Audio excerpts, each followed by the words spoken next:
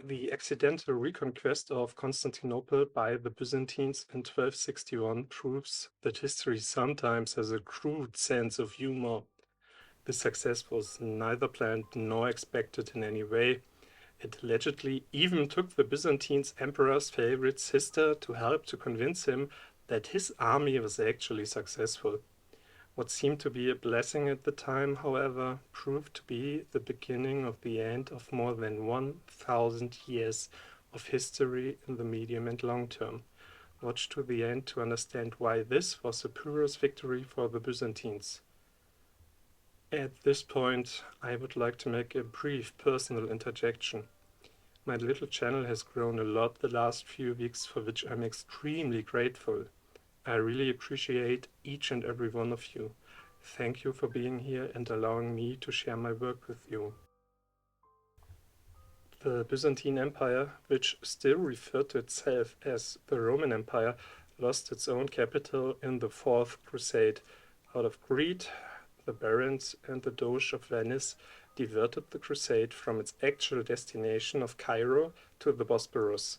Here, after several months of diplomatic intrigue, the army finally captured the city. The Crusaders and Venice divided up the Byzantine Empire among themselves. They founded the so-called Latin Empire of Constantinople. They assumed that the rest of the Byzantine Empire would fall into their hands without much resistance.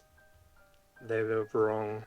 Byzantium had undergone an administrative reform since the 11th century.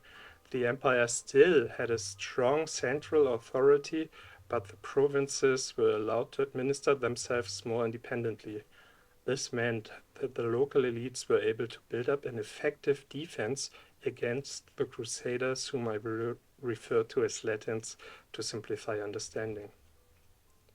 Three dominions were formed which saw themselves as the heirs of Byzantium: Epirus, Trebizond, and Nicaea.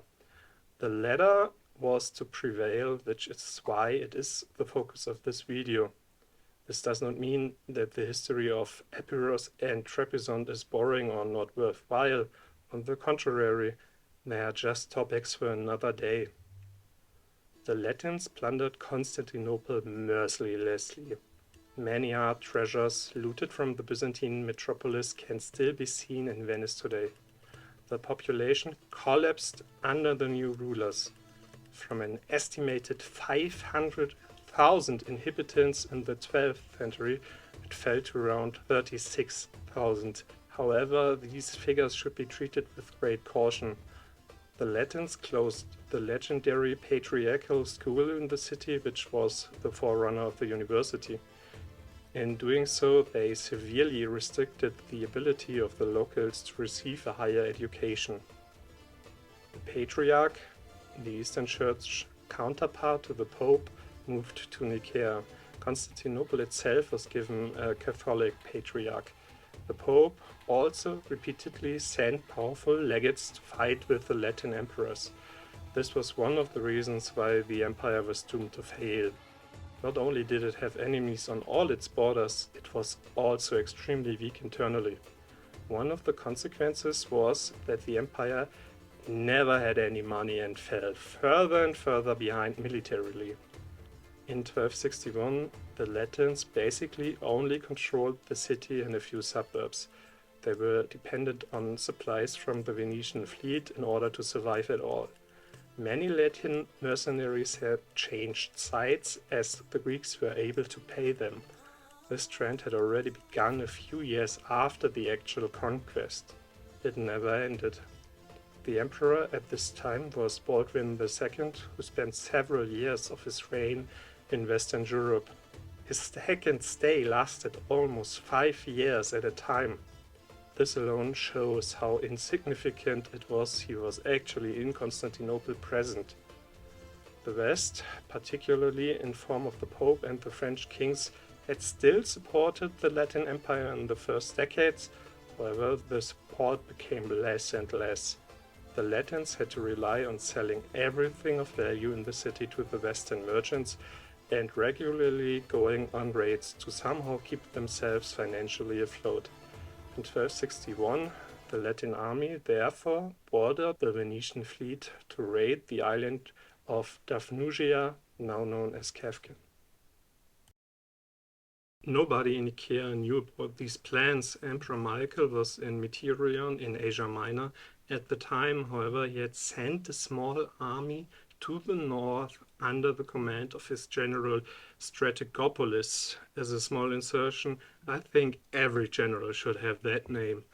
The sources report that he was on his way to Thrace with 800 horsemen and, quote, a small amount of foot soldiers in order to secure the borders to Bulgaria and Epirus.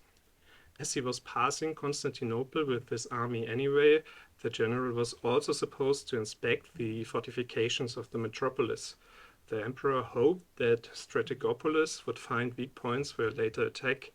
Instead, in Silimbria, then a suburb of the city and now a part of Istanbul as Silivri, he learned that the city was practically defenseless. He also learned of a shoulder-wide opening in the wall, which may have been a secret door, depending on the report. Exactly who informed the general is also unclear. The sources name residents of the suburb, informants from Constantinople, and mercenaries in his army as the whistleblowers. Whoever it was, the person was right. Strategopoulos sent out scouts to verify the information, and it turned out to be true. Since the Byzantines did not know when the Latin army would return, the general decided to act immediately without consulting the emperor. On the evening of July 24th, 1261, he led his army close to the city under the cover of darkness. Some men forced their way through the opening. According to Acropolites, there were just 15 of them. In a work from the 19th century, I read that the soldiers were disguised as monks. Unfortunately, there was no source given for that. The men opened the Golden Gate to the waiting army and supposedly the other gates of the city as well. I find this doubtful due to the logistics of Constantinople. The narrative is also strongly reminiscent of the Trojan horse, which also casts doubt on the accuracy of the accounts. The surprise attack was a complete success. The Latins panicked and failed to organize any defense. They feared that the Byzantines would carry out a similar massacre among them as they did among the Greeks when they captured the city in 1204. Some of them are said to have hidden in the city's cesspools to escape the Byzantines' revenge. Strategopoulos decided otherwise. The Latins were allowed to leave with their belongings in the direction of the harbor. The general only had fires set in the Venetian quarter. The reason for this was probably his army. Many Latin mercenaries who had relatives in the city were fighting for him. If he had ordered a massacre, there would have been a risk that the army would have refused. At the time of the attack, Baldwin II was asleep in the Bladchernan Palace, which was located in the north of the city. When he was woken and informed, he fled immediately. He even left the imperial insignia behind. It is said that he only carried the head of a famous icon with him.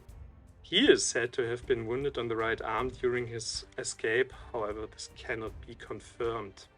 The fleet returned at the same night. The crews of the ships saw the fugitives at the port and the fire in the city. They therefore had to consider Constantinople lost, and they made no attempt to recapture it. Instead, they took the people on board, including Baldwin, the Latin patriarch, and the highest Venetian dignitary in the city. However, the fleet was not prepared for an evacuation and therefore had far too little supplies on board. Numerous people starved to death on the way west. The news of the capture of Constantinople reached the Byzantine Empire only a few hours later. Here, the monarch's favorite sister was chosen to break the news to him. Apparently, it's okay to have a favorite sister when you are the emperor. The lady's name was Eulogia, and she entered her brother's tent. Here she is said to have gently tickled his feet with a feather to wake him up. Then she informed him. Michael, however, was skeptical. How could he have taken the city if he was in Metirion, he asked. God have given him the city, Eulogia replied. the emperor was still not completely convinced. Despite the urging of his advisors, he refused to leave for Constantinople immediately. His stance in this matter only changed when a messenger brought him the imperial insignia left behind by Baldwin.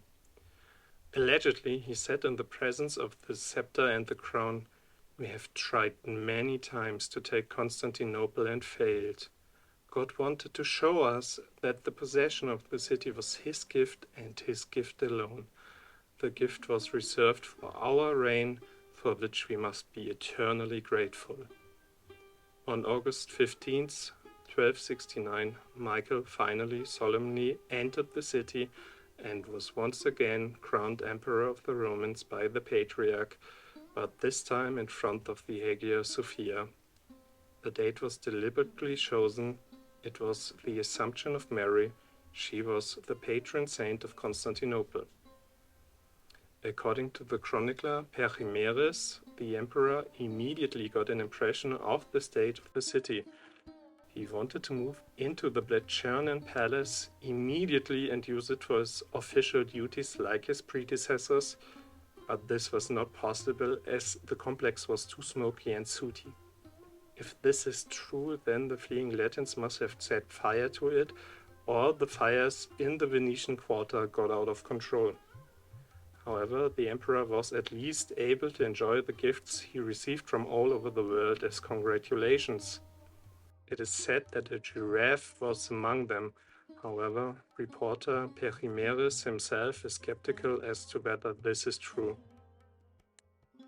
An anti-Byzantine mood swept through Europe in the wake of the Reconquest. Baldwin continued to call himself emperor, just like his son after his death. We are talking about a so-called titular emperor, that means an emperor without an empire. The title subsequently moved around several times and was held by various families. These tried to forge alliances to restore the Latin Empire, but they all came to nothing. The Byzantines had nothing to fear from Europe. They invested large sums of money from the dominions in Asia Minor to restore Constantinople to its former glory. This, however, was a fatal mistake. The funds were lacking in the south of the empire. There was a massive lack of resources here to build up an effective defense against the Muslims. As a result, the Reconquest cost the Byzantines so much they had nothing left to oppose the Ottomans.